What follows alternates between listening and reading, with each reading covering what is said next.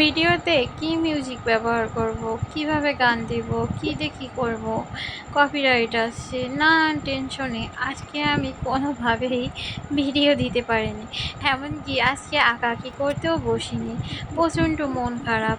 যেখান থেকে গান ডাউনলোড করে দিই লেখা থাকে কপিরাইট ফ্রি, কিন্তু একটু পরেই দেখি কপিরাইট আসছে।